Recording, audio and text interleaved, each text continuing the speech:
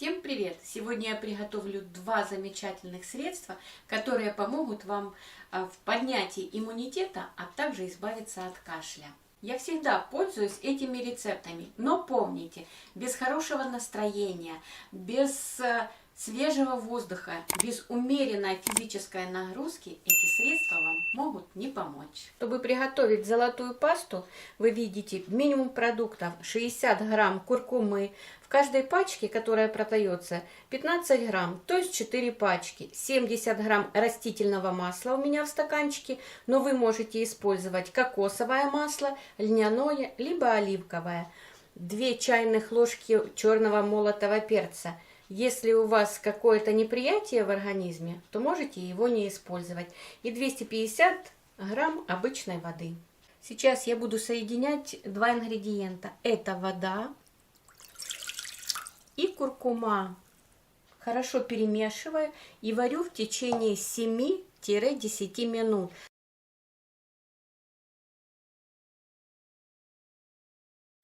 Вот так выглядит через 7 минут получившаяся смесь.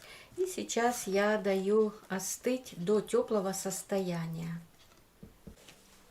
В остывшую пасту высыпаю перец молотый и растительное масло выливаю. И все хорошо перемешиваю. На этом, по сути дела, приготовление золотой пасты заканчивается. Пересыпаю в стерильную чистую баночку, ставлю в холодильник, и она хранится в течение месяца. Можно использовать ее, и она будет супер помощник. И сейчас я приготовлю золотое молоко с помощью золотой пасты. На столе вы видите массу специй. И то я не все поставила. Бадьян, мускатный перец, корица, гвоздика. Можно добавить сюда корень имбиря, как свежий, так и сухой молотый. Молоко и паста. Пасту также вы можете добавлять не только в молоко, но и в чай и кофе. Но и когда я полностью приготовлю золотое молоко и оно станет теплым, естественно, я добавлю мед. Сейчас я молоко нагрею до горячего состояния, но не довожу до кипения, чтобы начало испаряться молоко. Вы видите, что молоко начало испаряться, и сюда я добавлю чайную ложку пасты. И последнее время мне очень нравится бадьян, поэтому я добавлю сюда бадьян. И все хорошо перемешаю. И накрою его обязательно, чтобы издал свой аромат бадьян, поделился и подружился с молоком. А потом добавлю мед. Теплое молоко, посмотрите, какое оно красивое стало. Процеживаем либо через марлю, либо, так как я, через сито.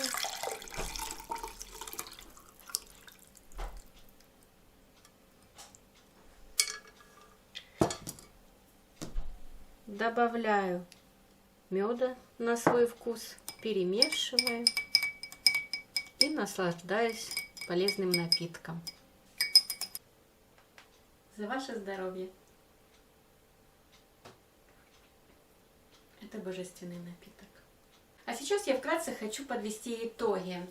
Пасту вы можете начинать принимать с 1/4 чайной ложки и запивать теплой водой.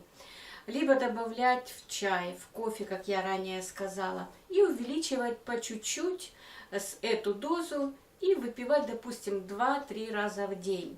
Сильно много это тоже не есть хорошо, и все хорошо в меру. По поводу золотого молока вы также, когда будете менять, допустим, специи, вы будете иметь совсем разный вкус.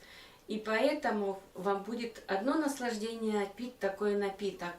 Сейчас я хочу сказать, какие воздействия у этого напитка на организм. Во-первых, он очищает сосуды, омолаживает организм, поднимает иммунитет, а также мукалтическое действие при кашле. То есть и еще масса всего хорошего.